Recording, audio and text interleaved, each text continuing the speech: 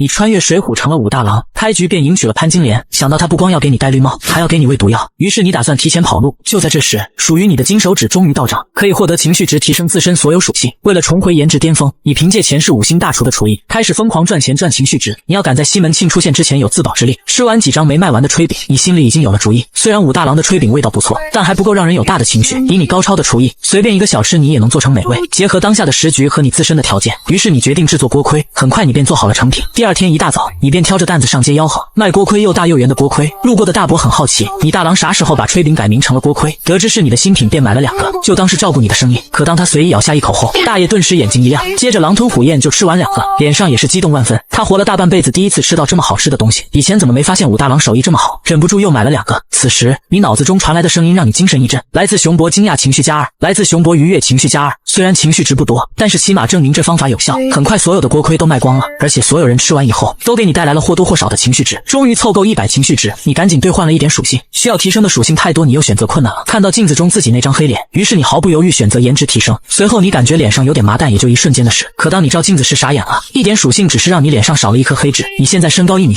长相丑陋，想要变回前世的1.8米的大帅哥，需要的情绪值那是天文数字，而且留给你的时间不多了。接下来的几天你都是早出晚归，不过周围人对你的态度也有善了许多。或许是你颜值的变化，又或许是你的锅盔确实好吃。这天你挑着担子在路上叫卖，就在这时，从一旁的大户人家出来一个丫鬟，我要2个锅盔。女子声音轻柔，当你抬头看清女子时，才发现女子身材修长高挑，虽然是丫鬟打扮，但也遮挡不住那雄厚的资本，而且容貌绝美。你看了一眼大户人家的门头，你才知道眼前就是张大户家的潘金莲。现在她还是个丫鬟，偶尔会出来给张夫人买东西。看到真人，你不得不承认，潘金莲确实漂亮，比前世许多明星都更胜一筹。此时潘金莲对你微微一笑，倒是很有礼貌，这就是你未来的老婆。想到她跟西门庆干出的勾当，你虽然有些抗拒，但是这么漂亮的老婆让你白捡难道不要吗？不过目前你也只是想想，并未过多停留，收完钱就赶紧走了。你知道接下来的剧情，离她嫁给你不远了，你要抓紧时间赚取情绪值改变命运。当天晚上，觊觎潘金莲已久的张大户偷偷溜进她的房间，威逼利诱想让她就范，可在潘金莲誓死抵抗下，张大户只能作罢。可事后却被张夫人知道，张夫人是个有2把刷子的悍妇，不光把张大户狠揍了一顿，还执意要把潘金莲给弄走。张大户虽然觉得可惜，但是也怕了自己夫人。接下来的事情大家都知道，媒人上门说媒要把潘金莲嫁给你，你本来想拒绝，可张老爷一家非常强势，还要送你一套房子和嫁妆。当想起潘金莲的美貌，你也就鬼使神差的答应了。主要还是潘金莲实在是让人无法拒绝。之前你本打算等自己属性提升再说，可现在你的计划被打乱，你也只能感叹命运捉弄，生来就有美妻也是命啊。这一刻你感觉武大郎的命还不错，可是在外人眼里，你娶了美妻是值得高兴，但是潘金莲却嫁给了又黑又丑的武大郎。在张夫人的全力操办下，很快你们就成了亲，只是没有对外宣扬。你和潘金莲拜堂之后就去了新家。房间内，潘金莲低头沉默不语。昨天她还在你那买炊饼，今天就成了你妻子。抬头看到你那人神共愤的丑脸，她大脑瞬间一片空白，丝毫看不到自己的未来。当你看向她时，四目相对，潘金莲顿时感觉有点反胃，因为你实在是太丑了。丁，来自潘金莲的恶心情绪+3，这也行。你收到系统提示时目瞪口呆，就算你长得再丑，一般人看到你也不过是觉得你奇怪，并不会有太大的情绪波动。但潘金莲是你妻子，对你长相的情绪格外的高。不过这也算意外收获，以后天天见到。如果她天天厌恶你，你岂不是在家就可以收获情绪值？转念一想到她要给你戴绿帽，还要给你喂药，你就莫名有些抗拒。今晚是你们第一天洞房，可潘金莲一直在哭，看到她对你恶心的样，你瞬间也没了兴致，也没有打算强迫她，你自己睡到了楼下。之后的日子里，只要你一上楼，潘金莲就警惕地看着你，要不是身不由己，她也不会选择嫁给你。而接连几天你都没有动她，让她对你的排斥也有所缓解。晚上你在厨房干活，潘金莲下楼拿东西，看到你光着膀子有点不好意思，但是闻到锅盔的香味又忍不住走了过来。之前她不过是帮夫人买，自己并未吃过这玩意。你笑嘻嘻地递了一个过去，尝尝吧。刚出炉的，潘金莲犹豫地接了过去，轻轻尝了一口，瞬间她难以置信地看着手上的锅盔，这东西看着不怎么样，吃起来味道可真好。她甚至有点惊讶，你长得这么丑，这么好吃的东西真的是你做的吗？丁，来自潘金莲的惊讶情绪+3，你见她喜欢又递了一个过去，好吃你就多吃点。她看了眼你那矮矬的身躯，想不到这男人还有这手艺，不由得对你刮目相看，看你也顺眼了许多，不过多看一会还是会想吐。丁，来自潘金莲的刮目相看情绪+2，没想到吃了2个饼让你又收获了情绪值。第二天一大早，你就挑着担子出去叫卖，刚出门你便看到一个熟人，大郎，有空来我这喝茶呀。斜对面的茶铺老板王婆正翘着2郎腿吃着瓜子喝着茶，笑眯眯的跟你打招呼。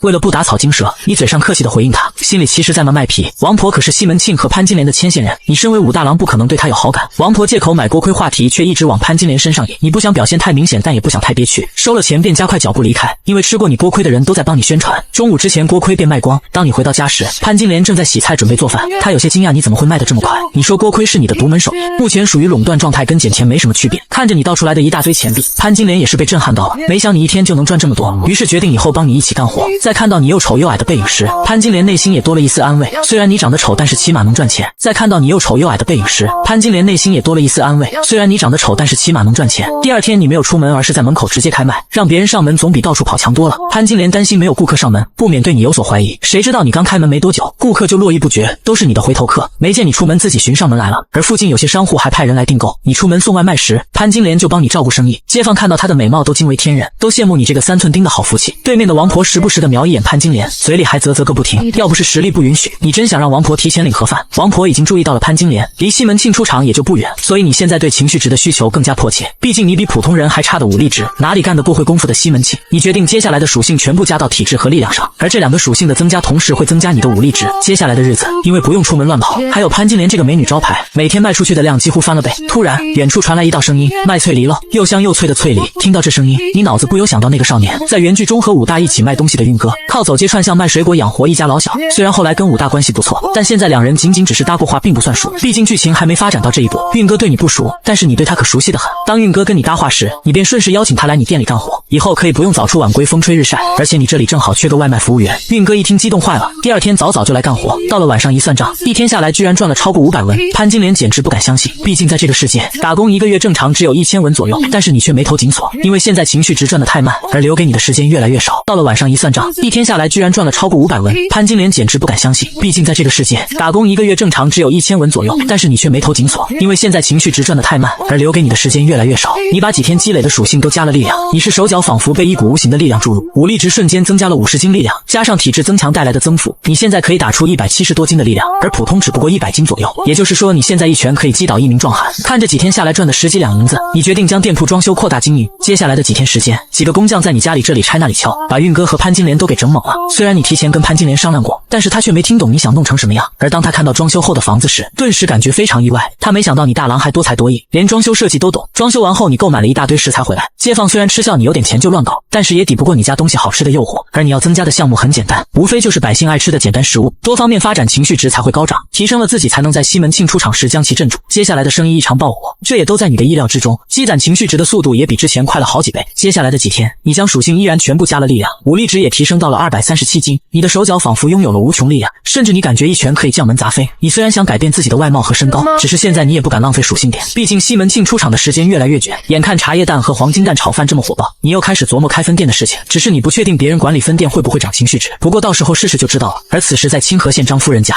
张老爷自从潘金莲被弄走之后，整天魂不守舍，越想越气。他垂涎已的美娇娘居然嫁给了侏儒武大郎，张老爷虽然不愿意，但是他特别怕自己彪悍的夫人，也只能眼睁睁看着潘金莲嫁过去。他现在巴不得潘金莲过得不好，谁让他当初不愿从了自己。结果下人告诉他，那武大郎的日子竟然越过越红火，不知道鼓捣些什么让客人很买账，但是他还是不甘心，于是吩咐下人带了几个好手去你店里故意找茬，然后把你的店给砸掉，一切后果他来负责。而此时你的武力值也提升到了277斤，力量的暴涨让你充满了安全感。毕竟宋朝是一个很乱的朝代，到处都是贼寇杀人犯，而且随着你生意的红火，难免让人眼红，自身要有一定的武力值才有所保障。毕竟你又没有强硬的后台，所以只能靠自己。当你店里忙得不亦乐乎的时候，在街道一处角落里，4个张老爷的家仆聚集在一起，交头接耳的商量一会过去，随便点几样东西，然后想办法找茬。等对方狡辩的时候，就将店铺砸了。几人商定后便朝你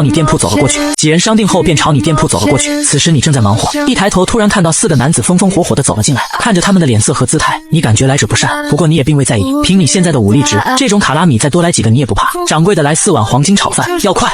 4人本想等吃到你的蛋炒饭时，随便找点理由就砸了你的店，可从他们吃完整碗炒饭，甚至还意犹未尽又要了4碗，最后连碗都舔了个干净，一个个都是非常享受和陶醉的表情，居然都忘记了他们来这里的目的。过了一会，几个人面色有些尴尬，因为他们终于想起来自己是来找事的，但是你的蛋炒饭实在是太好吃，他们找不出一点毛病。为首的黑皮哥一挥手，掌柜结账，8碗一共80文。你走过去笑呵呵地说道，80文。黑皮哥眉头一皱，正好找不到理由砸你的店，现在理由不就来了，别人家顶多4文钱一碗，你这也太贵了，简直就是黑店。黑皮哥突然暴怒站了起来，兄弟们给我砸了这黑店。说完几个人就要动手，而其他顾客也都纷纷退避三舍，都觉得你要吃亏了，毕竟这几个人都是人高马大，而你只不过是个3寸丁。潘金莲也毕竟是个女人家，此刻已经吓得花容失色，不知怎么办。运哥看不下去站了出来，嫌贵可以不吃，你们凭什么砸东西？黑皮哥他们本来就是来找事的，哪里会听得进去别人的劝，开始拿起板凳就要开砸。运哥拦在面前，被男子一推便倒在地上，根本就不是这些壮汉的对手。见他们动手，你赶紧站了出来，砸坏任何东西都要赔钱，还有炒饭跟打人的钱也一分不能少。潘金莲脸色慌乱的劝你，大不了钱可以不要，但是千万不能伤了人。此刻他也是真的担心你会出事，对方是几个壮汉，而你明显不占优势，必定要吃亏。你自信的朝潘金莲笑了笑，娘子放心，我能对付。哼。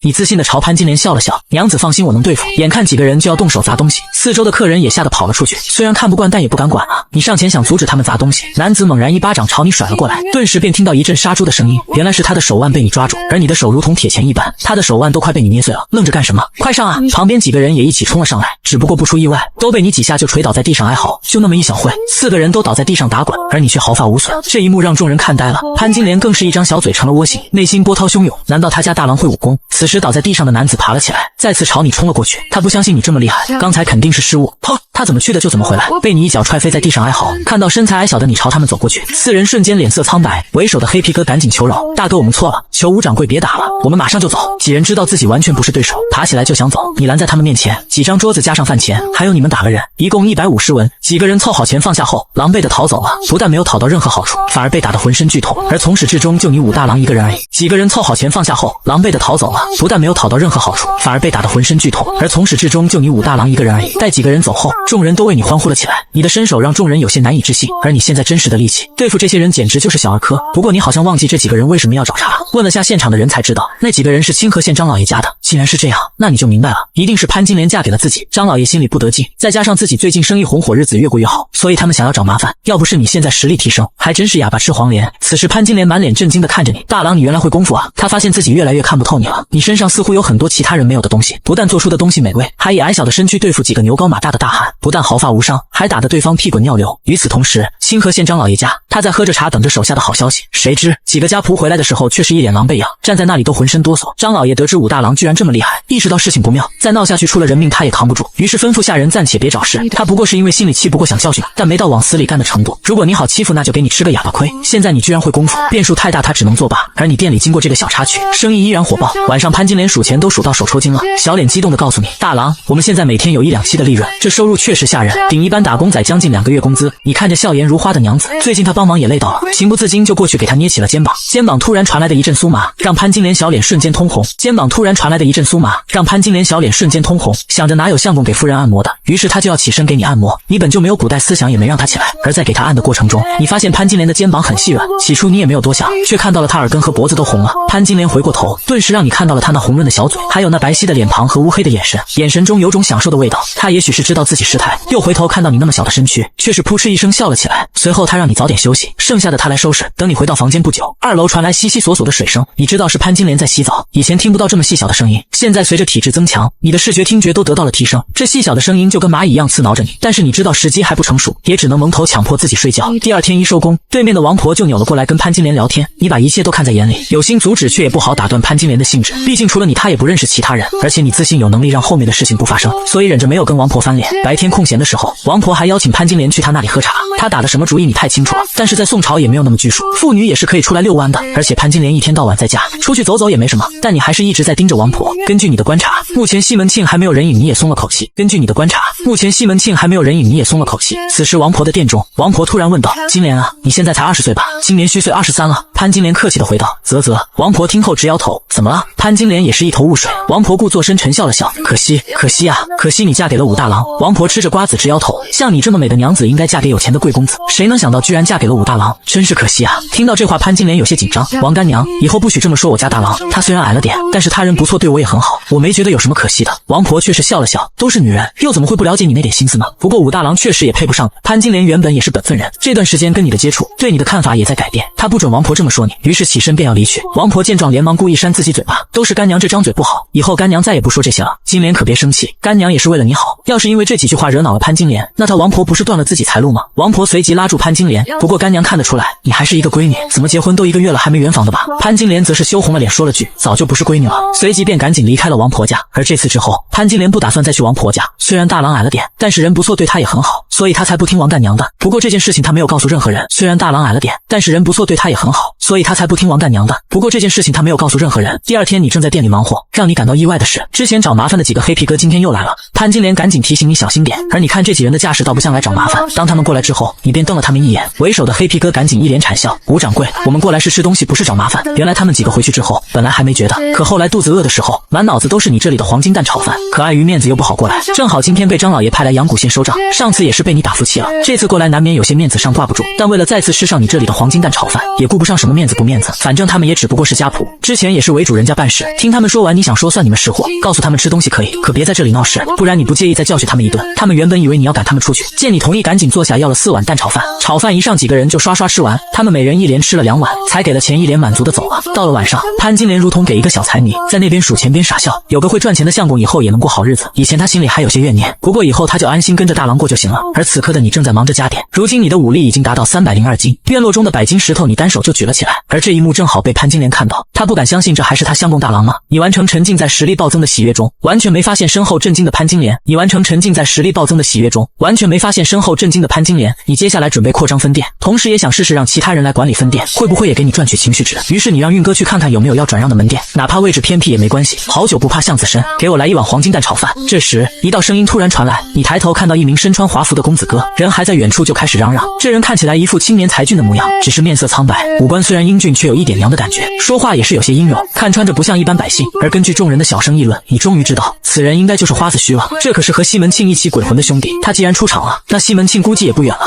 看过《金瓶梅》的人都知道，这花子虚也是个可怜人，娶个媳妇里皮让叔叔把玩，想和媳妇亲热一下，媳妇便骂，太监叔叔又打，自己根本没有得到大伯的财产，却稀里糊涂成了被告。终于熬到花太监死了，自己终于可以当家做主，媳妇不但早就和西门庆都搭上，还把他的所有钱财转移给了西门庆，他自己最后落得一无所有，被活活气死。不过现在花子虚这些事还未发生，眼前的他面相比较娘，听别人说你的炒饭不错，所以来看看。当他吃完后才发现，别人说的还是含蓄了，这味道简直了。走之前还打包了1碗给媳妇吃。看着花子虚离开的背影，你仿佛看到他头上一片青青草原，不过你也不打算管，他现在和西门庆还是狐朋狗友了。看着花子虚离开的背影，你仿佛看到他头上一片青青草原，不过你也不打算管，他现在和西门庆还是狐朋狗友了。第二天一大早，运哥就跑来告诉你他打听的事情，你随他亲自去看了店铺，最后选择了城南一家门店，月租金500文，面积不大，但是足够了。签了契约后简单收拾一番，挂上新的大郎锅盔招牌，便开始了营业。思来想去，你让运哥在这里管理，虽然他在原剧中有通风报信的作用，但你也不是原剧中的武大，也不会让后面的事情发生。你穿越而来，运哥的命运也发生了改变，于是你教了他制作正宗的锅盔，让他独自管理分店。接下来分店生意很稳定，运哥每天上缴400文给你。而让你惊喜的是，即便是运哥管理的分店，你居然也能收益情绪值。短短10天，你一起兑换了35点属性，全部都加在力量和体质上，你的武力值增加到了457斤。看着你自己沙包大的拳头，体内暴涨的力量燃给你勇气暴增。就你这一拳，估计没几个人能承受的了。来到后院，100斤重的巨石被你扔起来1米多高，强壮的双臂让你矮小的身躯看起来十分彪悍，而你也知道离西门庆出场也不远了。强壮的双臂让你矮小的身躯看起来十分彪悍，而你也知道离西门庆出场也不远了。第二天一早，10几个公子哥在街上浩浩荡荡，看样子是朝你店里而去。沿途中，有人和为首的公子打招呼，一口一个西门大官人。而当他们走到大郎锅盔店门口时，哐当一声，2楼撑窗户的棍子居然掉了下来，刚好砸在西门大官人的头上。其他人正要发飙，到底是谁这么不长眼？这时2楼的窗户重新打开，伸出一颗秀丽的脑袋。对不起，是奴家不小心。西门庆抬头一看，顿时瞳孔一缩，本来生气的脸色也变了，反而笑了起来。小娘子，这称单你是要下来拿呢，还是我上来给你？那麻烦您抛上来吧。那你接好了。西门庆将木棍朝上方扔，好几次之后，潘金莲终于接住，再次道歉之后将窗户关上。西门庆却并未离开，而是在回想那娘子的美貌，而这一切都被不远处的有心人看在了眼里。重头戏即将上演，而你是否真的做好了准备？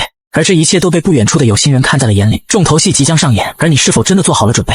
当西门庆走近时，王婆便打起了招呼，邀请他进去喝茶。西门庆看了一眼王婆茶铺的招牌，犹豫了一会，似乎想到了什么，便带着众人走了进去。就在众人喝茶时，西门庆却和王婆在帘子后面说着什么。西门庆一脸热情，王婆则是笑笑，他当然知道对方有什么小心思，就等对方先开口罢了。王干娘，这是3两纹银，您收好。西门庆拿出银子塞到王婆手中，王婆赶紧推脱，我的西门大官人，这可使不得，平白无故的给我钱财做什么？王干娘看您说的，我的心思您还能不知道？西门庆笑着说道。王干娘斜着眼睛笑了笑，西门大官人怕是看上那潘金莲了吧？两人狼狈为奸一番商议，都是喜笑颜开，一个为了女人，一个为了钱财。当西门庆出来的时候，花子虚等人也是心照不宣，随后便叫众人来你店里吃东西。西门庆更是愿意来，不过眼睛老是瞅着2楼。吴掌柜，10碗黄金炒饭，20个锅盔。花子虚坐下对你笑笑，你应了声便去忙活。众人坐下后并未聊潘金莲，毕竟她就在楼上，而西门庆的眼神一直在打量你，还不停地叹息摇头。这么美的小娘子居然嫁给一个3寸丁，着实有些浪费。西门庆都看不下去，丁伯爵等人也是如此。此刻你已经知道西门庆已经出场，只是没有想到到他居然以这种方式出场，看来是花子虚带来你店里的。西门庆既然出场了，那该来的总是要来。不过你现在也有自信，绝对不会让其他事情发生。此时的潘金莲在2楼床上坐着，内心有些波动，不过也仅仅是因为砸到了人。根据原著，前期潘金莲和武大在一起是个很本分的人，有很多人上门调戏他都遭到了拒绝，他也一直守身如玉。也许是你的穿越打乱了一些事情，导致西门庆提前出场了。按照剧情本来是武松先出场，潘金莲对你不满意，而是对武松心生爱慕，但被武松严厉拒绝，最后潘金莲心态彻底崩掉，这才有了后面的事情。而现在西门庆提前出场，你虽然在炒饭，却也一直在感知这些人的动向。当炒饭和锅盔都上了之后，西门庆等人也吃了起来。起初西门庆等人是不相信花子虚所说，这种小店能有还什么好吃的，但是尝了之后，西门庆等人眼睛一亮，忍不住连声称赞，阳谷县还有这么好吃的东西。殷伯爵等人却在那挤眉弄眼，西门兄，这家店不但有这些好吃的，以后还有更好吃的等着西门兄。随后几个人便大笑了起来，言外之意自然指的是西门庆看中的潘金莲。你隐约也听出了什么，但是这话也没什么毛病，不过你还是时刻警惕着，10个人不少啊，聚集在一起一言不合就会大打出手，而西门庆关系深厚，人脉很广。不过即便如此，你也不会害怕，你现在的武力值根本不是西门庆能对付的，只是你怕事情闹大，万一弄死人或者是被诬陷，你可不想被逼上梁山做什么好汉，你只想赚钱再提升自己属性，有钱有地有商业帝国，干嘛去惹那么多麻烦？你最担心的还是官府的问题，西门庆的关系不是你能比的，要么认识人，要么自己就是靠山。不过目前来说也没这个机会。好在西门庆等人吃完之后扔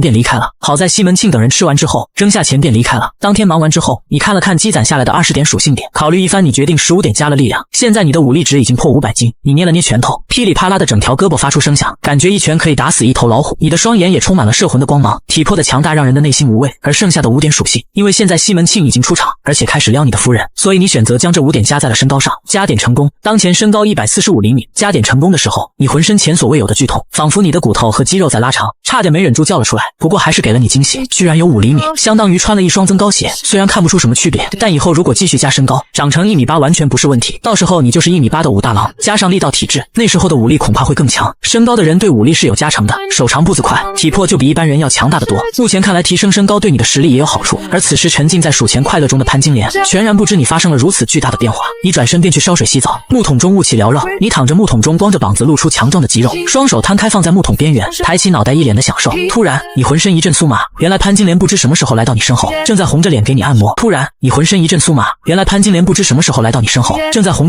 摩。谢谢娘子。你转过头尴尬的笑了笑。潘金莲因为你会赚钱还会很多厨艺，虽然矮了点却也是个有能力的人，所以发自内心的想对你好。而且现在还发现你双臂非常粗壮，有一种汉子的肌肉感。他有些意外你这身板似乎挺硬朗。当你洗完站起来的时候，潘金莲还是有些不好意思转了过去，而当你穿好衣服他再转过来的时候，他的目光怪异的上下打量你。大郎，我怎么感觉你变高了许多？潘金莲在你身上来回打量，越看越震惊，咋一看似乎变高了，又一看好像又没变。你尴尬的笑了笑，我也发现是高了一点点，可能我长高了吧。这话潘金莲不信，31岁的人怎么还可能长个子？他觉得可能是自己眼花了，虽然不知道为什么，总之看上去高了点，这让他内心十分喜悦。第二天你刚开门，就看到对面王婆坐在家门口嗑着瓜子，一张笑脸一直盯着你的店门，有人路过他也会上前聊上几句，不过他的目光会时不时看向你这边。见到潘金莲终于下楼，王婆赶紧拿着一件旧衣服过来，金莲，过来王干娘这边喝杯茶，我正好有件事找你帮忙。王婆笑呵呵的道，顺便还跟你打了招呼。金莲，你看我老婆子眼神不太好，你针线活又好，过来帮我缝下这件衣服。多谢了。潘金莲经过上次的事后本来不是很想去，但是话都说到这个份上，还这么多客人看着不去也不太好，想想也不是什么大事，便跟着王婆过去了。潘金莲经过上次的事后本来不是很想去，但是话都说到这个份上，还这么多客人看着不去也不太好，想想也不是什么大事，便跟着王婆过去了。王婆将潘金莲拉到后面小房间内，拉着她的手，哎呀，金莲这细皮嫩肉的多好啊，像我王干娘年轻的时候跟你一样，可惜岁月不饶人了，如今我也都老了。潘金莲只能客气道。王干娘说笑了，王干娘年轻的时候一定是个美人，我怎么能和王干娘相比？就在潘金莲缝缝补补的时候，王婆突然拿出一块绿色玉佩，金莲这个你拿着，这玉佩价值2两银子，是昨天西门大官人送的，你一定喜欢。潘金莲听到是西门庆送的，脸色大变，赶紧将东西递了回去。王干娘莫要说笑，我是有夫家的人，怎么能接受西门庆的东西？王婆觉得潘金莲只不过是害羞，于是继续劝着，金莲啊，那西门大官人也没其他意思，就金莲你这般模样刚好跟这块玉相配，这可是好几两银子的东西，你家大郎卖锅盔多少年才能给你买上？人家送给你接着就是。在他看来，这么值钱的东西潘金莲肯定没有，哪个女人不喜欢这些？估计心里正偷着乐呢。然而潘金莲却是起身要走，不要了，王干娘，我有玉佩。王婆疑惑地看着潘金莲，金莲，这样的玉佩可不是人人都能有的，这可值2两银子啊。他以为潘金莲说的是普通物件，谁知潘金莲却拿出胸前一块白色玉佩，非常精致透明，还透着一股贵气。王婆吃了一惊，这玉佩一看就不是普通货色。潘金莲告诉王婆，这是他家大郎给他买的，加上丝绸衣服跟饰品，花了10几两银子，而且他们现在不缺钱。潘金莲也不是傻子，他明白王婆的意思，但是他家大郎有钱，所以他也不稀罕别人的东西。王婆现在才发现小丑竟然是自己。潘金莲告诉王婆，这是他家大郎给他买的，加上丝绸衣服跟饰品，花了10几两银子，而且他们现在不缺钱。潘金莲也不是傻子，他明白王婆的意思，但是他家大郎有钱，所以他也不稀罕别人的东西。王婆现在才发现小丑竟然是自己，只能尴尬地收回玉佩，但想到西门庆许诺事后给的5两银子，又有些不甘心。金莲啊，其实对于西门大官人来说，这只是小钱，你尽管拿着，又不要你做什么。你还不知道西门大官人的来头吧？潘金莲只是笑了笑，西门庆有钱我知道，但是跟我没关系，我现在过得很好，也不羡慕别人。王干娘若是没有别的事情，我就先回去了。说完便起身离开。看着潘金莲离去，王婆都快愁死了，这完全打乱了她的计划。尤其看到潘金莲回去之后，居然跟你有说有笑，她也不知道怎么跟西门庆交差了，但是她也不会这么轻易放弃，目前只能再等机会。见潘金莲回来，你也没说什么，王婆干了什么你早就知道，为了几两银子勾引别人老婆，最后还害死了武大郎。不过以后有的是办法教训这个王婆，你再次把当天的3点属性加了身高，因为你的武力值其实已经够了，随便出手就是500斤，不收着点1拳就能将人脑袋砸爆，况且加身高武力也会跟着提升，加点后你的身高变成了148厘米，顿时你浑身火辣辣的酸痛，骨头有种被拉扯的疼痛感，下次还是一点点加，如果一下子拔高，估计生不如死。加点后你的身高变成了148厘米，顿时你浑身火辣辣的酸痛，骨头有种被拉扯的疼痛感，下次还是一点点加，如果一下子拔高，估计生不如死。拔高之后又满身大汗，肚子也饿，于是你跟潘金莲说了声便去洗澡，而潘金莲见你龇牙咧嘴还无故一身汗，吓得赶紧问你是不是生病了，你尴尬的敷衍说可能是累到了。见状潘金莲便主动去帮你烧水，还亲自给你洗澡。她本身也是个爱干净的人，现在见你天天洗澡，也不由自主的扑哧一声笑了出来。而你洗完站起来后，潘金莲神色有点疑惑，刚才她没注意，现在怎么感觉你似乎又变高了？如果说之前不明显，当整体提升8厘米的时候，潘金莲看出来和以前的差距，她惊呆了，你怎么天天长个呀？今天似乎又长高了，这到底怎么回事？你只能以可能是身体开始发育为借口，闻所未闻31岁了还长身体，她担心你会不会得了什么病，你摆了个姿势让她看，这么生龙活虎像生病的样吗？潘金莲小脸一红，捂着嘴一笑，倒是真的很壮实。第二天你正在忙碌，而潘金莲则是在后面偷看，因为她发现你是真的高了许多，这不由让她有些窃喜。谁也不希望自己丈夫是个矮冬瓜，你长高后加上魁梧的身材，比以前看着顺眼多了，而且还这么会赚钱，以至于现在潘金莲老是盯着你看。当天你早早的就收了工，关好门后拉着潘金莲说去逛街，潘金莲则没有任何犹豫就跟你走。你们2个人刚出门，就看到对面的王婆一双眼睛贼兮兮的盯着路人，尤其是你的锅盔店，她就等着你们2个什么时候爆发矛盾，那时候她就可乘虚而入。然而当她看到你们手牵手一起出门，还有说有笑，俨然感情很好的模样，王婆刚喝的茶差点喷出来，这狗粮吃的她猝不及防。王婆刚喝的茶差点喷出来，这狗粮吃的她猝不及防。你牵着潘金莲逛着来到了城南，看到天都快黑了，运哥还在那忙活，而且生意还很好，虽然大头给了你，但是也比他之前赚的多了，而且现在还能把老爹接到店里照顾，运哥别提有多高兴，一家人都将你当做再生父母。见到你来，运哥立马把这段时间的盈利和账本拿给你，而你只是接过银子，告诉他账本你就不看了，他做事你放心。而你见运哥父亲身体不好，还从盈利里面拿出2两银子，让他老人家抓紧把病看好，以后也可以多帮帮运哥。父子热泪盈眶的看着你，不知该说什么。这时运哥突然想起来一事，在不远处有人也学你们卖起了锅盔，你知道这种事是难免的，只不过没想到来得这么快。运哥说不过那家店生意惨淡，听说快开不下去了。你笑笑没说话，没有你的独家秘方，那味道差老远了，吃过你家锅盔的人嘴刁得很，他们家生意能好才怪。不过你也挺好奇是谁这么着急，于是你跟潘金莲来到了那家店，老王锅盔店，一个客人都没有，可见生意之惨淡。老王父子一看是你武大来了，双眼一亮，跑到你面前，吴掌柜，您家锅盔我吃过，我们做的味道有问题，不知道吴掌柜有什么妙招，能够告诉我们一二。你当是谁呢？原来是阳谷县的混子2人组，这2人还是父子，以前经常干些欺负人的勾当。你看傻子一眼看着老王父子俩，他们莫不是脑子被驴踢了，和自己竞争做生意，居然还想告诉他们秘方。你看傻子一眼看着老王父子俩，他们莫不是脑子被驴踢了，和自己竞争做生意，居然还想告诉他们秘方。王达其实也不傻，他只是看你似乎挺老实才敢如此开口，万一你这黝黑的矮冬瓜真的犯傻了呢？毕竟你这生意实在是太诱人，你夸他们的锅盔做得很好，而你也没有什么妙招。说完便带着潘金莲走了。老王父子看着你俩离去，2人对视一眼，你不说秘诀那也是意料中的事，但是他们可以找运哥。王达是阳谷县的混混，如果不行就直接来横的，反正这种事情他们以前没少做。第二天一早，运哥鼻青脸肿的就跑来找你，你看他这样子，以为他跟被人打架，是王达父子，他们要秘方我不给就打我，还说我不给以后就让我生意做不成。运哥气愤的说道。听到这话你眉头一皱，没想到那王达父子居然敢动手到你的人，运哥是你的第2分店，这么弄摆明了就是不然给你做生意，欺负运哥就是欺负你吴掌柜，难不成还以为自己是本地混混就能为所欲为？如果你这次不找回场子，只怕王达父子会更嚣张，而且以后还会有更眼红的人出现。打定主意你便叫运哥跟你走，大郎小心点。这时2楼传来潘金莲关心的声音，还赶紧下楼嘱咐你不要冲动。而你不知道的是，当你和运哥走后，对面的王婆顿时开心了，有人找你麻烦，而现在潘金莲却是独自在家。机会终于来了。你带着运哥来到王达家里，你露出一脸人畜无害的笑容。王掌柜，我是为昨天的事情来和解的。和解？你这一下把王达父子搞懵了，莫非你是来给他们送秘方的？再看看你低姿态的样子，也不像来找事。运哥在一旁虽然疑惑，但并没有插嘴。你继续放低姿态，你们不是要秘方吗？我给你们送来了，可以让我进去收吗？王达父子一听高兴坏了，当然，快请进。王达赶紧打开门来迎接。他做混混多年的经验还是有用的，对付老实人绝对有效。这不武大郎就因为害怕送来了秘方，而有了秘方，他以后就可以卖锅盔赚很多的钱。老王虽然感觉有点不合常理，但是看到你一脸憨笑，也没有再多想。多年来欺软怕硬的经验告诉他们，把对方打怕了，什么好东西都送上来，只求自保。一进屋之后，让王达关好门，毕竟这是你武家的家传秘方。王达想想，他一个1.8米的大哥，也不担心你一个安冬瓜和运哥这个小孩。关上门后，赶紧拿来了纸笔，冲着你傻笑。吴掌柜，只要你把秘方写出来，我保证。哎呦，话还没说完，突然一巴掌甩到了王达脸上。你现在的力气很大。王达脸上瞬间出现了巴掌印，在那发出杀猪般的惨叫。如果你不收力，估计这一巴掌直接可将他的脸砸烂。此时老王也反应过来，直接朝你一拳打了过来。然而他低估了你的速度，瞬间他的手腕被你抓住，随便轻轻一捏，老王便惨叫一声跪倒在地上。好你个矮冬瓜！王达清醒过来后，怒骂着想朝你反击，啪！突然另半边脸又被你甩了一巴掌，直接给他打得晕头转向。接下来只要王达开口想说话，你就巴掌招呼。他想反抗，可是在绝对的力量面前都是徒劳。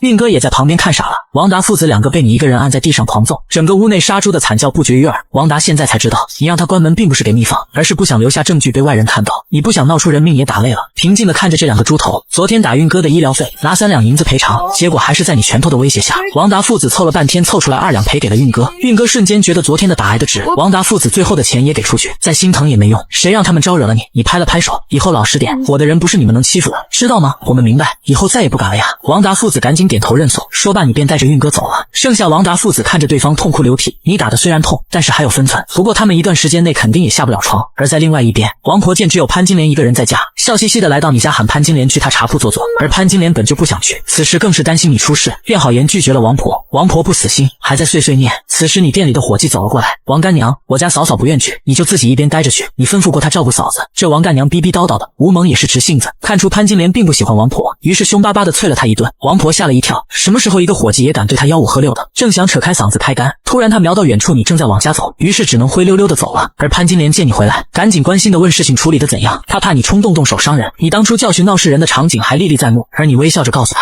你心里有数，让她不必担心。经过这么一顿教训，你以为王达父子会学乖，谁知这两人记吃不记打，躺了几天伤稍微好点，便纠集了一伙混混，商量着要找回场子。这天你正在店里跟花子虚交谈，只见运哥着急忙慌的跑来找你，说分店被王达带人砸了，估计现在正在往这边赶，而且10来个人都拿着家伙。听到对方人多势众，还来者不善，潘金莲又开始担心你，你却是很平静的对他笑笑，没事的娘子，你先上2楼，这些人我来对付。而对面的王婆正看着这一幕发笑。果然没多久，街道人群散开，10来个人走了过来，为首的王达父子脸上还有伤，看这两人的表情，这次是铁了心想教训你。对于这种泼皮无赖，你也是很无语，如果不能解决他们，以后恐怕是没得安逸。这时一旁的花子虚笑了笑，看来吴掌柜你遇到麻烦事了，其实这帮人我认识，要不要我赶走他们？你意外的看了眼花子虚，以他的家世，要帮忙确实也就一句话的事情，但是你不想欠他这个人情，那样王达他们也不会服气，往后还是要来找麻烦。而且这些人砸了你的分店，不给赔偿你怎么会放他们走？3寸钉得老子滚出来！王达众人全部涌入店中，你没让花子虚出面，他倒是要看看你会如何对付。在他看来这是一个死局，如果他不出面，你这店铺不但保不住，就怕人也要挨一顿揍。因为王达这群混混与官府有些关系，其中精瘦男子便是县令都头曹恒的堂弟，绝非平民百姓能招惹。此刻店铺中，你冷冷地看着他们，你们现在出去还来得及。曹豹见你一个矮冬瓜居然如此嚣张，顿时挥起拳头便朝你打来。矮冬瓜，找死！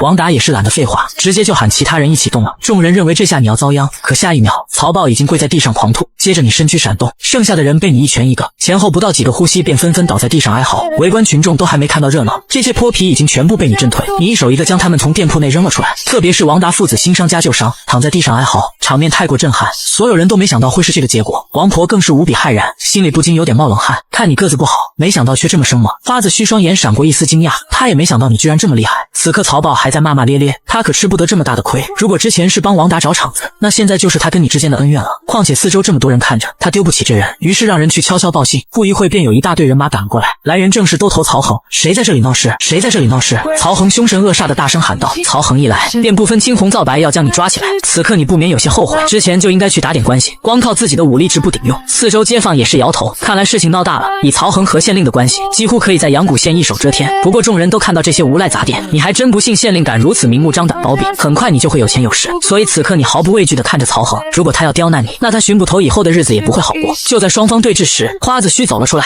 曹恒兜头别来无恙，看到是花子虚，曹恒立马变成了笑脸。花公子也在。花子虚笑笑指着地上的众人，今天这事是王达父子的错，他们不光打砸武职的分店，还带头打人，这事如果闹到官府，对他们并没有好处。花子虚知道曹豹是曹恒的堂弟，如果你被抓走，少不了一顿苦头，但是他花子虚出手就不一样了，他就是摆明了要出手帮你。曹恒一愣，目光微微眯起，花子虚背后有华太监，连县令都要给几分薄面的存在，现在花子虚出面了，他也不好处理，否则会得罪花子虚。但是他不明白花子虚为什么要帮你，其实是你的身手让花子虚震撼到，能卖给你这样的好汉一个人情他不亏。如果是之前，花子虚可能只是赶走王达父子，过后也就不会再管，可现在看到你如此强悍神勇，让他内心有了强烈结交的心思。而曹恒思索了一番，花子虚的面子要给，他不可能为了这废物曹豹间接得罪华太监，到时候只要华太监一句话，他都头的位置可就不保。权衡利弊之后，曹恒看向王达父子，王达，你们打砸了武职的店铺，可否属实？本来正在高兴的王达父子瞬间脸色比猪肝都难看，刚想要狡辩，突然一身伤势的运哥跳了出来，指着地上的王达说是王达先动手，而且满街的人都看到了，现在狡辩已经没有意义，王达只好承认。曹恒等的就是他承认，闹到衙门你们必定账责，然后再赔偿，现在你们拿钱赔偿账责可免。曹豹瞪大了双眼，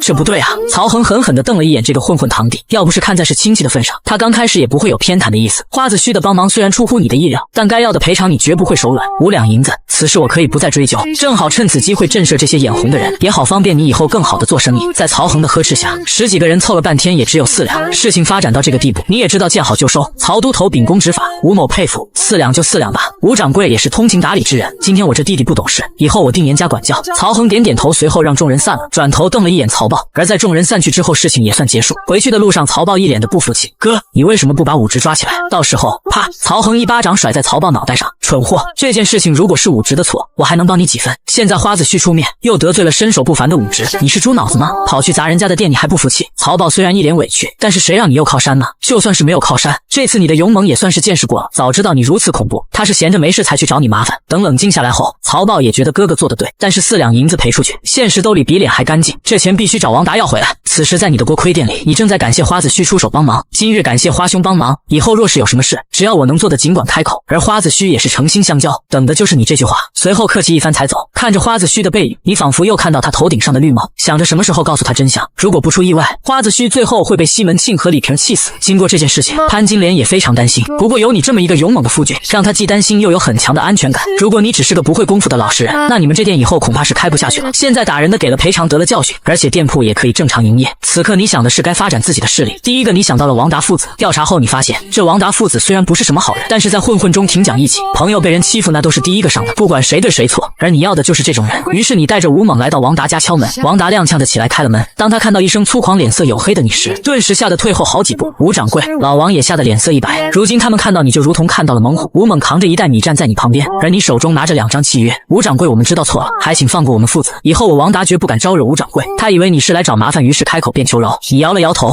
我不是来找事的。吴猛东西放下，你这搞得王达父子有些蒙圈，关键时候居然是你来送礼，不过他们也不敢要啊，着实是被你弄怕了。你让他们放心，自己是来跟他们商量事情，不管答不答应，东西都送给他们。王达现在对你的态度大转变，连说话也不敢大声，赶紧表示只要他们能做的，你尽管开口。现在他们是1000个不愿意得罪你。你点点头，我这里有2张10年的家仆契约。听到这话的王达父子脸色煞白，家仆就是成为主人的人，而有了契约就有了法律约束，对主人的很多事情都要顺从，否则会很惨。不过比家奴要稍微好点，家奴没有人身权利，只不过是主人的附属品，而家仆是雇佣的工人，是要发工资的，有临时也有长期，靠主人给钱过日子，当然事事听从主人。而你只不过是需要帮工而已，也不是要帮王达父子，你帮的是自己，你自然也不是什么大善人。但是像王达父子这种人，你即便是把他们弄残，意义也不大。反过来，如果收服了他们，就相当于解决了阳谷县一大批混混。看着你手里的契约，王达父子感觉天都塌了下来，想不答应，但是又惹不起你，答应成为家仆，自己觉得又没面子。看着他们恐惧的模样，你笑了笑，不要着急，你们先听我说完。这2张契约签的是10年，10年中你们帮我管理大郎锅盔3分店，收益你们占2成，我占8成，我还会教你们制作锅盔、茶叶蛋和蛋炒饭，相当于你们替我做事，我给钱。10年之后，你们这份手艺可以享有自主权，到时候你们自己开店，我也不会干涉。运哥跟我也是这种模式，只是他时间短一点，现在他每天可以以赚130多文，1个月就是4000文。你们在外做工或者当混混，1个月不会超过2000文。如果愿意，我们可以签契约；若是不愿意，我也不会强求。你是生意人，不会到处树敌，只要利益到位，其他都可以从长计议。听你说完，王达父子对视一眼，眼中尽是震惊。没想到你愿意找他们合作，而且还教他们手艺。如果想当混混，他们也不会出来开店铺了。王达父子高兴坏了，只要有钱赚，我们愿意。尤其在他们孤立无援的时候，你这个举动简直就是他们的救命恩人。你的第3分店终于有了着落，签完契约，你拿出4两银子，这钱是你们店铺的租金，也是给你们的医疗费。养好伤后来我店里学手艺，看到你拿出4两银子，王达满脸震惊，扑通一声，父子2人跪倒在地。吴掌柜，我们如此对你，你居然以德报怨，大恩不言谢，以后我们就是你的人，上刀山下火海，只要吴掌柜一句话，我王达绝不含糊。父子2人确实被你折服，他们找了你几次麻烦，你还给他们一条生路，你赶紧将2人扶起来。严重了，这都是小事，不必如此。之后一段时间，王达父子伤好之后，便将店铺重新开张，每天也去你店里学习手艺，你也毫不保留全部交给了他们，你也不担心他们违反契约，签订了10年，就算他们学会了手艺有其他想法也不敢怎么样。契约上的赔偿金是他们无法偿还的数字，500两。如果他们父子2人没有一心，你也犯不着。而本身这些手艺只要有人告诉核心技巧，其实学起来也不难，前后不过几天时间他们就学会了，准备了2天就开始了营业。而这段时间你店里的一切都被对面的王婆看在了眼里，她很奇怪王达怎么跟你混在了一起。不过比起这件事，她更忧心西门庆的事。这几天其实西门庆也来过，但是王婆要面子不肯承认失败，让西门庆再等待几天。此刻你正在炒饭，脑海中却在想一些事情。之前打了王达、曹豹这些混混，当天你的情绪值暴涨，加上这几天3家店铺生意火爆，情绪值也是每日剧增。3家店给你积攒了46点属性，加了4点身高后变成了1米52，虽然还是不高，但也不再是个3寸丁。以你现在的力量已经足够应付后面的事，也是时候改变一下颜值了。这脸你自己看了都有点倒胃口，也是时候改变一下颜值了。这脸你自己看了都有点倒胃口，于是选择加了20点颜值。而刚加完属性点，你脸上马上感到一阵发热，仿佛被火焰在灼烧，不一会后感觉消失。你照了照镜子，明显好看了许多，皮肤也变白了许多，虽然还没有变成大帅哥，但已经不再让人看了想吐的模样。剩下的属性你思索之后加了体质跟力量，武力值也突破600大关，身体的拔高让你出了一身臭汗。转头看到潘金莲还在数着钱发笑，你也没有打扰她，便去烧水洗澡。木桶中，你的手在水中鼓捣着，脸上表情变得极为古怪，似乎在探索着什么，好像变长了一点点，身高增加，好像某些方面也有所改观。等你洗完刚起身，身后便传来潘金莲惊喜的声音：大郎，你洗完了，今天收益2两6呢，我算了好几遍。突然潘金莲一愣，眨巴着眼睛，一脸的难以置信：大郎你怎么又长高了？而且你脸上，我脸上怎么了？你一脸灿烂的笑容，连牙齿都变得平整了许多。潘金莲看到你强壮的身躯还有颜值身高的变化，顿时脸色震惊又红润，你比以前好看了许多，个子也长高了，这不可能啊，到底是怎么回事啊？潘金莲有点惊讶，因为你的变化太明显，以至于她没反应过来。你对她笑了笑：娘子，我说了我在长个子，现在信了吧？潘金莲内心无比震惊，30多岁了还能长个子，虽然不明白怎么回事，但是她却很兴奋，以后你不敢相信的事情会很多。喜欢夫君现在的样子吗？喜欢。你身躯五官的变化让潘金莲内心窃喜，你本想趁着气氛做点什么，但是想想还是顺其自然便做吧。第2天一早你就开门做生意，虽然有些顾客看出你有些变化，但也没有多想，毕竟还是在能接受的范围之内。此时西门庆走在街道上，老远就注视着你的店铺，没有看到潘金莲似乎有些失望。对面的王婆笑着打起招呼：哎呦，西门大官人来屋里喝茶呀。西门庆从上次见过潘金莲之后，魂都被勾走了，老是惦记着潘金莲。他走进王婆茶铺，2人来到小房间。王丹娘之前答应我的事情现在还没好吗？你把那小娘子找过来，我和她见一面。之前西门庆来过几次，王婆都说不是时候，可现在西门庆实在等不及了。王婆摇摇头叹了口气：西门大官人，我实话跟你说吧，以前潘金莲还过来几次，现在叫不动了，你上次的东西她也没要啊。西门庆还不信了，他西门大官人难道还比不过那个3寸丁？天不信邪的让王婆现在就去叫潘金莲，王干娘还得使把力，只要她来，我一定能让小娘子心花怒放，有王干娘在，此事一定行。这银子你拿着，如果她真不来，我也不怪你。看到钱，王婆两眼放光，立马就答应了下来，转身就来到你店铺门口。大郎，你家金莲在吗？我想找她帮个忙，顺便聊会天。王婆笑嘻嘻的走过来，还假装买了2个锅盔。你当然知道她想做什么。西门庆来这里不是1、2次了，有时候也来你的店里，还问潘金莲去哪了，那眼神压根就没把你放眼里。你几次都说金莲在睡觉，西门庆只好吃了点东西便离开。这次西门庆又来，此刻你有2条路，第一条，找花子虚告诉他一些事情，让他和西门庆斗。花子虚身后的花太监还活着，凭借这层关系，花子虚可以和西门庆斗上一斗，到时候你直接坐收渔翁之利。第2条就是你直接开干，让潘金莲过去，等会你亲自把西门庆打一顿。看起来是第一种比较妥当，只是想到西门庆看傻子一样的眼神，你决定按第2种来。本来你现在也并不怕西门庆，而且你现在还有了花子虚的关系，西门庆几次跟狼一样跑你这里明目张胆勾引你老婆，还认为你是个傻子好欺负，你不教训他一顿实在气不过，大不了之后再告诉花子虚真相，让花子虚去纠缠西门庆。潘金莲随着王婆去了他家房间里，王婆先是和潘金莲聊天，马上又引出话题，说有钱人家的日子有多好，主要拿西门庆举例子，说他多有钱有势人还俊，又说你配不上潘金莲实在可惜。而潘金莲刚坐下不久，突然帘子后面出来一个高大帅气的男人，让潘金莲吓了一跳。他根本不知道西门庆躲在这里，于是他赶紧起身要走。王婆则是拉住了潘金莲，金莲不要害怕，这是西门大官人，他刚好也在这里，你们认识认识。西门大官人可是阳谷县大户公子。而潘金莲被王婆拉着，只能有一句没一句和西门庆聊着。西门庆则是脸色通红，双眼都快喷出火来，死死地盯着潘金莲上下打量，还掏出东西要送给潘金莲，嘴里说着小娘子是他见过最美的女人。和王大娘两个蛇鼠一窝，互相言语配合。王婆在夸西门大官人家里多富贵，西门庆则跟舔狗一样不停地舔。没钱的舔狗毫无意义，但有钱的舔狗格外有诱惑力。可惜潘金莲现在有大郎，会赚钱又对她好，而且现在个子也高也没那么丑。经过这些天的相处，潘金莲早就一心一意在你身上。尽管西门庆再有钱也打动不了她。潘金莲着急起身要走，西门庆则不愿就这么让她离开，于是上前拦住了潘金莲。突然你破门而入，而看到你的一瞬间，潘金莲感到无比开心。倒是西门庆勾引人家娘子心虚，看到你是心里一惊。王婆也是做贼心虚，大郎你来了，这位是王干娘，不用麻烦了，我知道你们那点小心思，在这勾引我家娘子呢。你瞪着西门庆愤怒地说道，在这勾引我家娘子呢。你瞪着西门庆愤怒地说道。西门庆刚开始还有些慌乱，不过随后就镇定了下来，因为你看起来不过是一个3寸丁，他既然敢勾引你媳妇，自然也不怕你。大郎，我们什么都没做，你不要误会。你见他还在狡辩。西门庆，我警告你，别再惹我家娘子。西门庆脸色一变，你居然敢这么跟我说话，接着又笑了起来。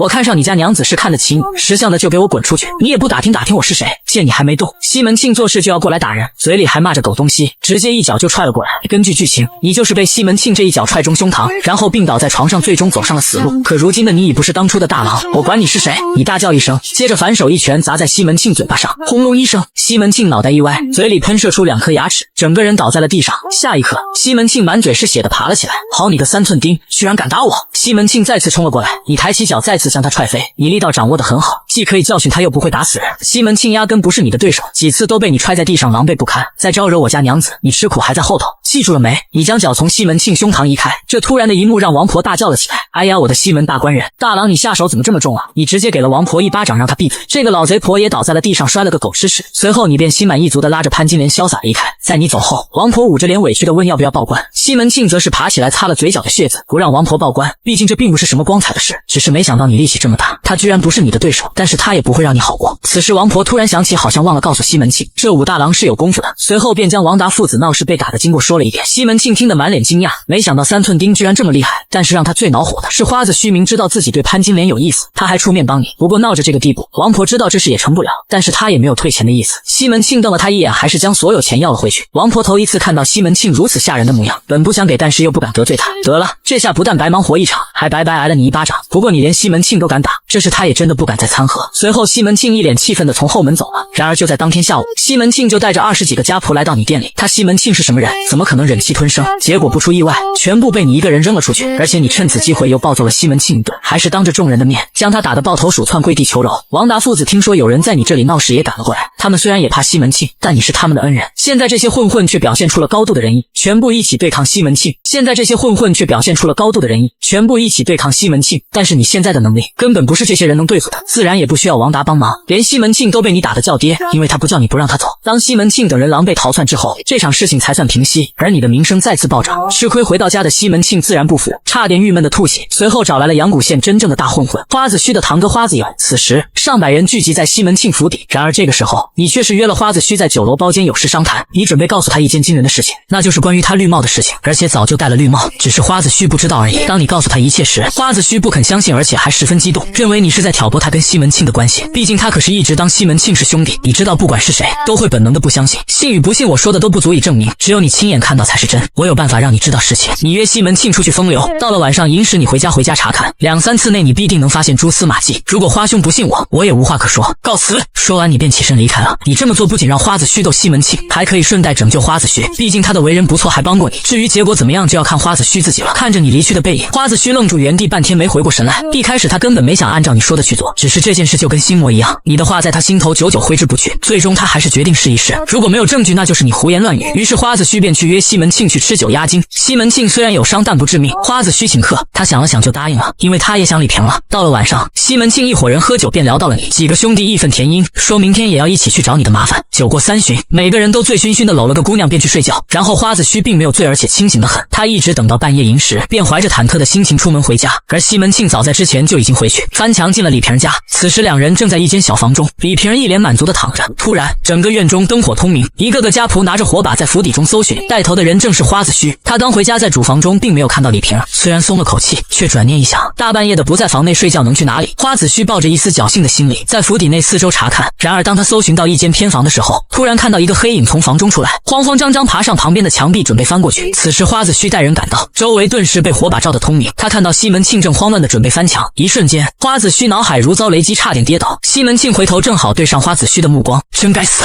居然被发现了！真该死，居然被发现了！西门庆也是恼火，平时花子虚在醉仙楼根本不会半夜回来，今天这是怎么回事？花子虚看到西门庆又闯入房间中，看到李瓶，顿时傻眼了。大半夜的西门庆翻墙过来，李瓶不睡正房，睡在靠墙的偏房，这还不明显？花子虚看到李瓶头发凌乱，衣衫不整，你居然背着我和西门庆私会！花子虚脸色苍白，浑身颤抖，四周的家仆也是一脸愕然。刚开始他们以为花子虚发神经，半夜把他们叫醒，不知道搜什么，结果还真发现了这种事情。李瓶还一脸委屈的装无辜，还问大半夜惊动这么多人做什么？花子虚冷笑两声，这大半夜你们二人在这里私会，你还要狡辩吗？要不是今天我发现，恐怕你要瞒我一辈子吧。此刻花子虚面色悲愤，现在他才知道你说的是真的，虽然不知道你是怎么知道的，但铁板的事实就在他眼前，他不得不信。于是命人将李瓶绑了去见花太监。花太监正在睡觉，听到门外吵吵闹闹，还以为发生了什么事情，走出来看到外面灯火通明，只而花子虚绑着李瓶跪在门前。花太监佝偻是身躯上前，子虚为何将李瓶绑起来？大伯您要为我做主啊！李瓶和西门庆在一起鬼混，花子虚将一切都告诉了花太监。花太监听到这些极为震惊，当时众多家仆都看到了，这是铁板钉钉的事情。花太监也是勃然大怒，居然还有这种事情！李瓶你还有什么话说？事情到了这个地步，李瓶整个人都傻了，也无力辩驳。当初那么多人看到，再狡辩也没了意义。子虚，明天你便修书一封，将这个不守妇道的李瓶休了吧。花太监摇了摇头，张管家，你明天去一趟西门府敲打，让他拿出一些银两赔偿，若是他不从，便让他滚出阳谷县。就这样，第二天李瓶被花子虚休掉，然后赶出了府邸流浪街头。而张管家带着人去了西门府邸，本来西门府聚集人今天要去找你的麻烦，但西门庆昨晚回去之后心情忐忑，花子虚他倒是不怕，但是他背后的花太监不简单，这个老东西虽然身体虚弱，但毕竟还活着。现在发生这种事情，西门庆自知理亏，所以也担心，导致现在都没时间去找你的麻烦。当张管家带人过来的时候，西门庆赶紧带人去迎接，其中花子虚也来了，包括西门庆的几个兄弟也都在。花子虚身后还有一群身强力壮的家仆，看到花子虚带人过来，西门庆吓坏了，连连赔礼道歉，并且将早就准备好的1000两银子送上来。但花子虚还是气不过，上来就给了西门庆一拳。西门庆也只能认栽。他虽然很疑惑花子虚是怎么知道的，但是事情败露，他又不敢得罪，理亏的只能挨打。花子虚也只是打了几下便收手，而旁边的殷伯爵等人都是一脸震惊。花兄为何打西门兄？你们昨天不是还好好的吗？殷伯爵也是疑惑的问道。花子虚知道事情瞒不住，当日那么多家仆看到，除非将他们全部杀了，否则消息肯定会走漏出去。想到这里，花子虚也无所谓了。诸位兄弟，西门庆和我家夫人李瓶昨晚私会，你们说该不该打？什么？殷伯爵等人惊讶地看向西门庆，西门庆则是低下脑袋默认，这种事情由不得他狡辩。众人都知道朋友妻不可欺，虽然他们经常去醉仙楼，但谁会没事动兄弟家的夫人？尽管知道了这件事，但是殷伯爵等人也不敢多言，只是觉得有些震惊，因为双方他们都不敢得罪。西门庆，你我今后恩断义绝，你是你，我是我，你不是喜欢李瓶吗？现在他被我休了，你要这破鞋我也懒得管，以后我们不再是兄弟。花子虚愤愤一番便挥袖离去。至此，花子虚和西门庆彻底闹翻，而知道事情的花子由也是愣在原地。他是西门庆找来对付你武大郎的，今天出了这种事情，他花子由再怎么说也是花家的人，所以便带着好几十个人走了，剩下的都是西门庆另外找的人，已经成不了气候，也不敢去找你的麻烦。此时西门庆只好作罢。等众人散去后，西门庆自己在家中怄气，最近诸事不顺，私会的事情败露，得罪了花子虚跟花太监，还拿钱消灾，现在几个兄弟也离他而去，对于你武大郎的麻烦，现在人手不够也没找了，事情就此告一段落。此时被赶出来的李瓶无路可去之后，来到了西门府邸。西门庆知道后没让他进来，如果他继续和李瓶纠缠不休，花子虚一定会让花太监出手，自己没必要惹这个麻烦。其实他也未必有多喜欢李瓶，只是觉得刺激。现在事情败露，躲都来不及，而李瓶也得到了报应，从夫人变得无家可归。当西门庆没来找你麻烦的时候，你就大致猜到这个结果。过了2天，花子虚约你去酒楼，你刚到，花子虚便真诚的给你鞠了一躬。武兄，那天是我失态了，事情和武兄说的一模一样，如果不是武兄点破，我到现在还被蒙在鼓里。这杯酒我敬武兄，希望武兄原谅我当初的鲁莽。说完，花子虚便一饮而尽。自己的夫人在外面私会，如果你不告诉他，他恐怕到现在什么都不知道，以后还指不定发生什么。对于这种事情，你也只能安慰他。花子虚比较好奇你是怎么知道的，你忽悠他说有天你路过西门府邸，刚好看到李瓶跟西门庆，而两人眼神有所交流，你便猜到两人肯定更有事情。花子虚也没有怀疑，只恨自己没有早点看透西门庆，还跟他以兄弟相称这么久。花子虚摇摇头，着实被气得不行。因为这事，花子虚表示以后你的事就是他的事，如果西门庆要找你麻烦，他花子虚绝对站你这边，他倒要看看西门庆能把你如何。你们两人举杯痛饮，交流甚欢。花子虚也认清了身边的人，虽然心痛却也痛快，又结交了你这样的壮士，做个明白人总比糊涂鬼要好。花子虚趁机邀请你参加花太监的巴士寿辰。听到这话，你心中一喜，结交花太监的机会终于来了。花太监和阳谷县令关系匪浅，认识花太监也能认识阳谷县令，以后你就可以在阳谷县混得风生水起。于是你毫不犹豫就答应会前去。等你回到家后，苦思冥想琢磨着一件事情，终于迎来了结交花太监的机会。你要通过他广结人脉，将自己的生意开满整个阳谷县。但是眼前花太监的寿辰，你要别出心裁送点不一样的东西。于是你决定利用你的专长，弄个宋朝没有的食物，而且符合寿辰这个主题，那便是生日蛋糕了。不一会，你便实验做出了一个小蛋糕，但是花太监寿辰肯定得做大蛋糕，到时候这东西整个宋朝独此一份，味道绝对受欢迎。潘金莲好奇你在鼓捣什么东西，你切了一块给他尝尝。潘金莲吃完之后眼睛一亮，太好吃了，怎么大郎你什么都会啊？吃完蛋糕后，潘金莲羞红着脸说她先去沐浴，你随口调侃问要不要你帮她洗。潘金莲面色红润，嘴里说着不要。当她洗的时候，你手放到她肩膀上，潘金莲顿时浑身一颤，看着细腻的皮肤，你也是目光火热。两人打闹一番便各自去睡觉。由于这段时间你暴打西门庆的事，让你收获了不少情绪值，而你再次选择加了5点身高，当前身高变成了157厘米。熟悉的拉扯感出现，相比最初的1.4米已进步太多。剩下的属性你加了20点颜值，脸上一股灼热感席卷而来，五官似乎都在扭曲，皮肤也变得滚烫。你看着镜子里的自己，皮肤更加白皙，五官也越来越立体，而且脸都变小了。剩下的17点属性，你加了体质、力量跟速度。此时你的武力值已经达到637斤，前世的重量级拳手能打出400斤力量的都是狠人，你600多斤的武力不是普通人能想象的。所有属性的提升也让你饥肠辘辘。洗完澡起来后，一顿狼吞虎咽才感觉好些。很快，花太监的寿辰到了，你已经准备好了一个巨大的蛋糕。一大早，你带着潘金莲和吴猛拿着生日蛋糕去了花子虚府邸。一路上，潘金莲在旁边一脸惊讶的眼神，从早上到现在，她的目光就一直在你身上，因为你又长高了，而且也好看了许多，导致潘金莲看你的眼神充满了无法理解和窃喜。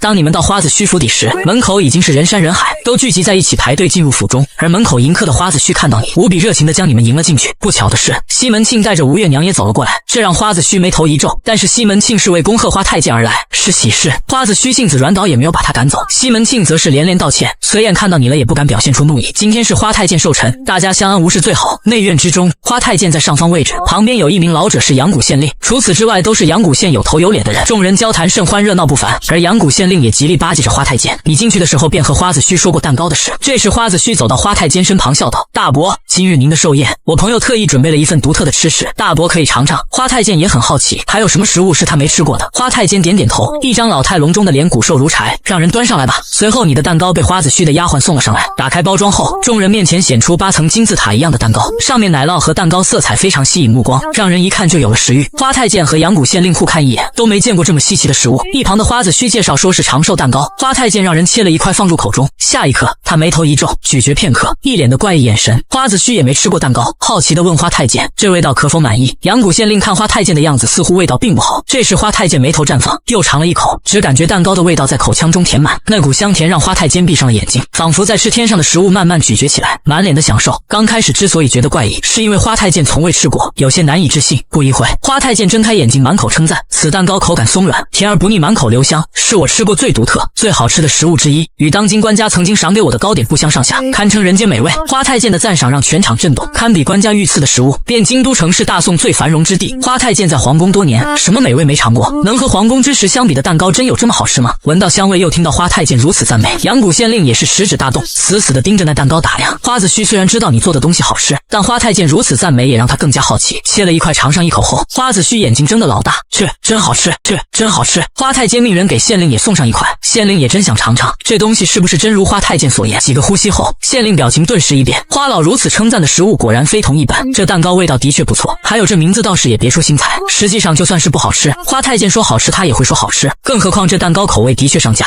旁边的人纷纷投来目光，但是谁也不敢动。这时花太监笑着问道：子虚这是何人所做？花子虚满脸自豪，是我朋友锅盔店的掌柜武直。花太监甚是惊讶，就是炒出黄金蛋炒饭的那个武直。正是。花子虚连连点头，他喜欢吃你的小吃，同时也也给花太监带过好几次，听到蛋糕是你做的，花太监便也不觉得奇怪，毕竟能做出锅盔这种美味的也只有你。花太监笑了起来，这武职真是阳谷县不可多得的人才，能做出皇宫御厨的水准。此话一出，人群一阵骚动。花太监的赞美已经相当高，可惜他们再怎么议论，那蛋糕他们也没份。在场有少部分人吃过你的小吃，也都知道味道不错。武职在何处？快请他出来！花太监突然问道。花子虚便示意站在远处的你一出来，顿时全场瞩目。西门庆和吴月娘也都盯着你，尤其是西门庆，看你出尽风头，内心十分不爽，但也无可奈何。可不管你做的东西再好吃，他也不屑捧。参见大人，你非常淡定从容。而第一次见你的花太监不禁有些疑惑，传闻武职又黑又丑，还是大饼脸，可现在一看，虽然个子不高也不英俊，但是也没有那么不堪。你这蛋糕可以和皇宫御厨做的相比，味道很好，你有心了。花太监对你表扬了一番，随后又笑道：你这般厨艺在阳谷县有些浪费，你如果有兴趣，我可以帮你引荐去皇宫当御厨。此话一出，全场再次震动。若真成了御厨，那可谓一步登天。在场所有人震撼了，纷纷交头接耳，觉得不可思议。无论在哪个朝代，御厨的地位都比较高，毕竟专门为皇帝烹饪佳肴的大厨，皇帝乃九五之尊，对吃食的要求更是严格。想要给皇帝做菜，必须集百家所长，身怀绝技，一般人是做不来。而御厨更是经过层层筛选，不仅要会做菜，还要得到皇帝的喜爱。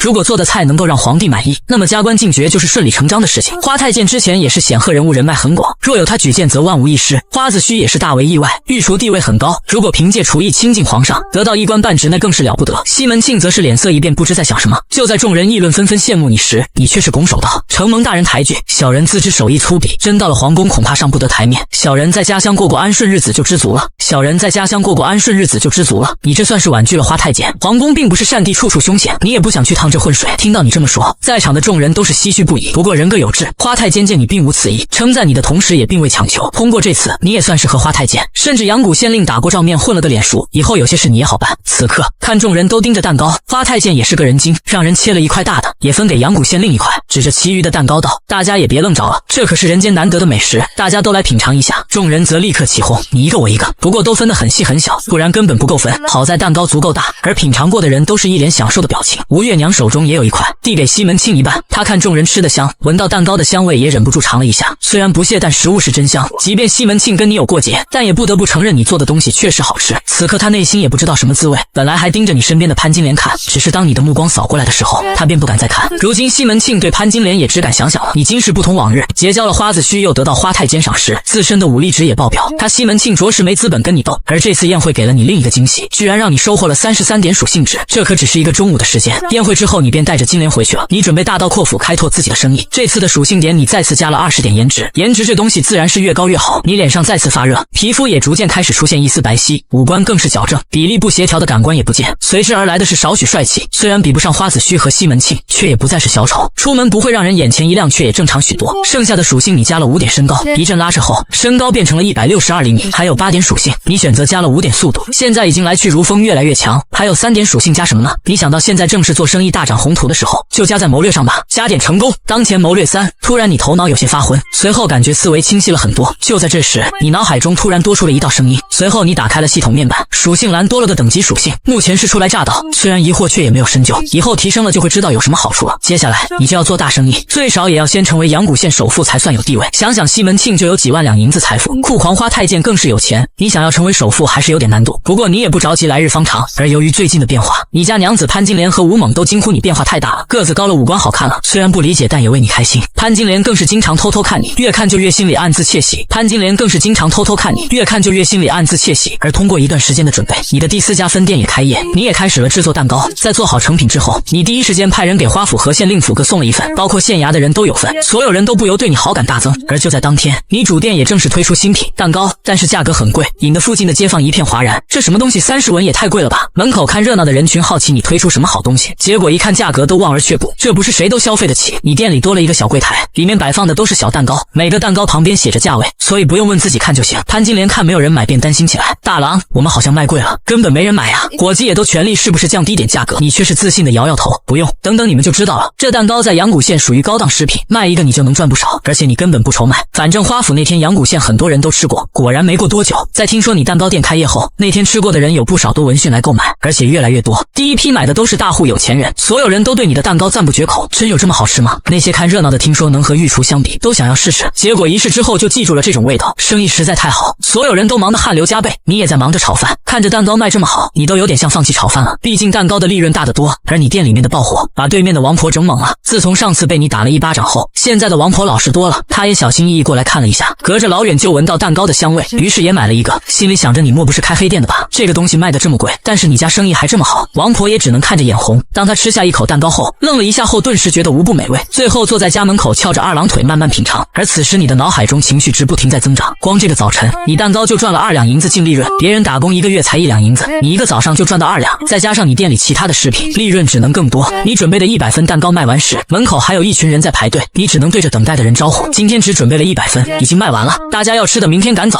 第二天你准备了130分蛋糕，这还是连夜赶出来的，你感觉这么下去太累了，所以你决定开始招收厨子。你这消息很快在阳谷县传开来，许多厨师都过来询问工钱，而你把自己的想法也都告诉了他们。你的模式是分成模式，店铺租金你出，技术你提供，卖出的东西你拿80%，而秘方你也会告诉他们，但是要签订一个10年契约，不限制他们的人身自由，但10年之内离开大郎连锁店的话，不准做关于蛋糕的行业，这样才能确保你的利益，防止有人学了技术自己单干，这样才能确保你的利益，防止有人学了技术自己单干。众人都是冲着你蛋糕的技术来的，当场就有3人答应签订契约，至于他们的厨艺如何你倒是不在乎，如果有一些经验学起来更顺手，之后的每天你的蛋糕几乎都是早晨就销售一空，就连阳谷县令都派家丁过来购买，生意越来越好，每天都能赚到10两银子。潘金莲数着都能发出傻笑，你知道光靠自己肯定得累死，所以也很尽心的培养手底下的人。同时你在城东又张罗了3家分店，由于蛋糕生意好，所以这3个厨师专业做蛋糕，只是店的名字就叫做大郎蛋糕店。目前为止你拥有了7家店铺，还是7家生意火爆的招财店，妥妥的一个土财主。然而这只是你发财的开始，当3个厨师都学好手艺开业之后，你所有店铺每天都给你带来15两的利润。到了晚上，潘金莲小脸震惊，看着账本激动的小嘴都合不拢，你笑着告诉他，这只不过刚开始，到时候你把店铺开满阳谷县，那每天进账最少几10两银子。但是你又想到了另一个问题，如果分店开多了，这账太繁琐，必须找专门的人管理，但是又不放心。这时你想到了系统，你试着在内心问了一下，本以为不会给你回应，然而系统却给出了一段文字信息：宿主当前等级为初来乍到，下一等级即可开启店铺算账功能和商城功能，这功能还可以算账，每个店铺的营收额都会由系统计算，这又可以给你省去很多麻烦，但是需要将当前所有属性点满，再额外花1000属性点才可升级，这对于现在的你来说也不是什么难事。想到升级后的商城功能，你更加有了干劲。经过一段时间的积累，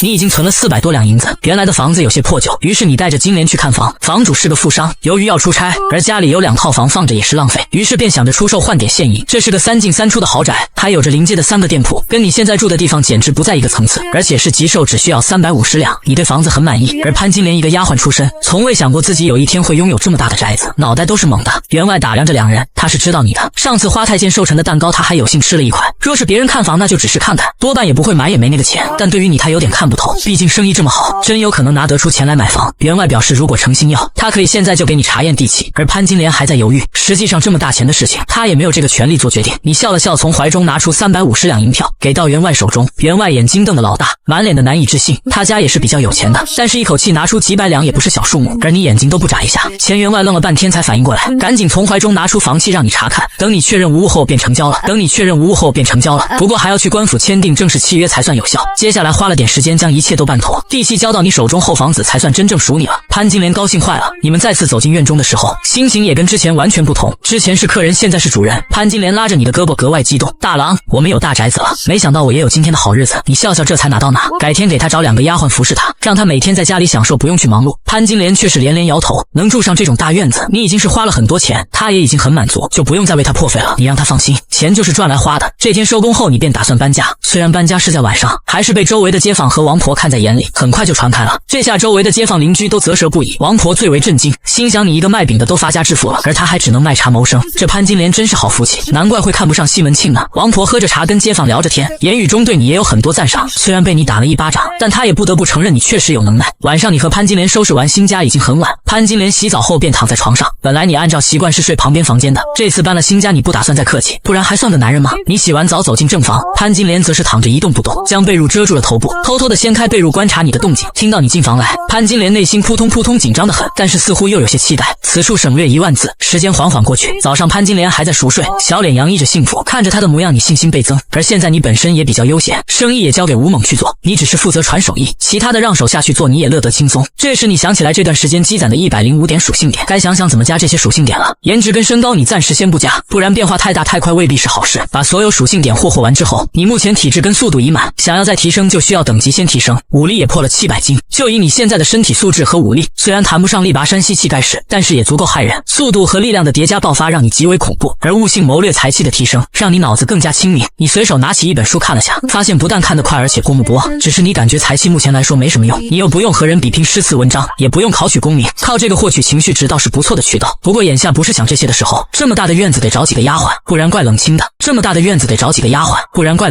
刚到市场，你便看中2个清秀的小女孩，和女孩父亲签订契约后，你便带着小蝶小舞买了新衣服。2姐妹第一次穿这么好看的衣服，暗自决心以后一定对你尽心尽忠。当你把她们带回家时，潘金莲一身锦衣华服，一副贵妇人的气质打扮走了出来。看到2个丫鬟有些惊讶，她以为你只是说说，没想到真带回来2个丫鬟。潘金莲不由感慨命运多变，她从小因家中老爹早亡，又欠下一笔债，娘亲不得已将她卖给他人才能勉强度日。这一晃几年过去，几经波折，原以为嫁给你怕是没好日子过，谁知你不仅有本事会赚钱，对她也好，而且人也变得越来越高，越来越好看。如今住上了大宅子，还有丫鬟服侍，顿时觉得自己嫁给你是真的幸运。金莲知道这2个丫鬟也是苦命人，发自内心的想对他们好，随即想到什么，脸色羞红，转头对你一笑。她很感激你，也因为这几天你过于厉害，以至于现在的潘金莲对你十分崇拜。每天早上，小蝶小舞会早早起床，然后烧水伺候你们洗漱，家里的衣物也都会洗掉，打扫卫生，收拾屋子，还有给潘金莲梳头发，甚至吃饭穿衣洗澡都会伺候。刚开始你很不适应，但是想到宋朝有钱人都这样，慢慢的你也就习惯了。晚上，潘金莲躺在你怀里求你放过，你知道不是谁都有你现在的体质，于是笑笑让她早点休息。第二天一早，你洗漱完毕就去了主店看生意情况，因为现在的宅子有3个门面，你也决定利用起来。之前想的是一直开分店开满阳谷县，现在由于谋略悟性提升，脑子似乎更好使了，所以你的想法也有了改变。蛋糕和锅盔店开满阳谷县未必是好事，一旦市场饱和，门店和人手反而会成为负担。阳谷县毕竟太小，市场有限，再开2家就差不多能占据阳谷县所有市场。另外1家店铺你决定弄点其他的，至于做什么你已经想好了。首先将店铺装修了一番，同时又招了3个厨子培养，在你精心传授下也他们很快就学会，其中包括一门新的食材，那就是臭豆腐。这玩意别小看，非常吃香的东西。于是你提前准备了臭豆腐，这东西要将陶瓷坛密封1个月，然后打开就可以食用，所以臭豆腐店暂时开不了，只能大量制作封藏，等下个月开卖。但2家蛋糕店已经开业，生意也不差，而附近街坊看到大郎蛋糕店开业也是吃惊不已，许多人议论纷纷，其中有不少是看着你发家的。刚开始你什么都不是，不就是一个刚搬过来卖饼的吗？谁知道在短短的时间内，你将分店开了好几家，大宅子也买了，还有丫鬟伺候，真是羡煞旁人。尤其是还有潘金莲这个美夫人，如今的日子是红红火火。没过多久，臭豆腐招牌也已做出来，但是臭豆腐还没出炉，所有要等一段时间，你每天等着收益就行。闲下来，你突然想到自己有财气家电，又是出门购买了一些笔墨纸砚，在院中赏花吹风，和夫人下棋之余顺便陶冶情操，弄笔墨之类的。当你写完之后，潘金莲才看清楚这几行小字：君不见黄河之水天上来，奔流到海不复回，君不见高堂明镜悲白发，朝如青丝暮成雪。潘金莲看清这幅字的时候，当场瞠目结舌，为你的才气着迷。这是你自创的吗？潘金莲满眼星星的看着你，你内心尴尬，这哪里是你自创的？本想装的13说是你自己的，转念一想，李白好像是唐朝的容易露馅，于是你笑了笑，这是唐朝诗人李白所创。潘金莲点点头，我看过李白的诗，不过这首没见过。其实这首诗很长，我念给你听听。你神色高昂，一首诗词从你口中飙出，好一个天生我材必有用，千金散尽还复来。这首诗听的几个人都是连口称赞，老爷见识真广，居然知道这首好诗，而且写的一手好字。小蝶满脸佩服的看着你，她虽然不认识字，但也能听出诗词的意境很好。潘金莲也没想到他家大郎这么有文化。就在众人欢笑之时，胡天门外传来敲门声，老爷，有一封书信，好像是老爷弟弟的。门外家仆赵三走了进来，听到这里你一阵恍惚，差点忘了自己还有个弟弟，应该是武松来信了吧？你将信封拆开看了一下，上面的字不是武松写的，因为他没读过书，是托人传信，想必是武松传回信封。结果你不在清河县，所以托人送到了这里。如今你在阳谷县有些知名度，每天来往阳谷县和清河县的人不少，托信只是多了点时间，倒是不会弄错。信件大致意思是武松过段日子要回来，问了些家里的情况，也告诉你他一切都安好。看完你也写了一封信，说了你在阳谷县的近况，还告诉他你娶了夫人，让他回来阳谷县两兄弟好好聚聚。在你的印象中，武松是很仗义的弟弟，有了他的消息你也很高兴，毕竟在这个世界武松还是你的血脉至亲。如今你的日子好了，也可以让武松过上好日子，并且你信中还嘱咐他过景阳冈的时候小心一点。你原本打算去去景阳冈守着等他。但转念一想，武松就是因为打虎成了英雄才得到职位，你去了反而耽搁他的前途。于是你花了些银两请专人传信，速度应该能更快。想到弟弟马上回来，你分析了一番也才放下心来。由于你已经解决掉西门庆的事情，所有就算武松回来后也不会发生斩杀西门庆惹上官司这种事。你的到来改变了不少人的命运轨迹，比如运哥、花子虚都有所影响。你们的日子可谓是蒸蒸日上，极为安逸。而潘金莲心中只有你一个人，加上你的功夫了，得让她很难自拔。有时候潘金莲也在想，自己嫁的男人真是强悍，无论是赚钱还是在家中，那都是一把好手。而你也尝遍了夫人的滋味，真的是不枉此生。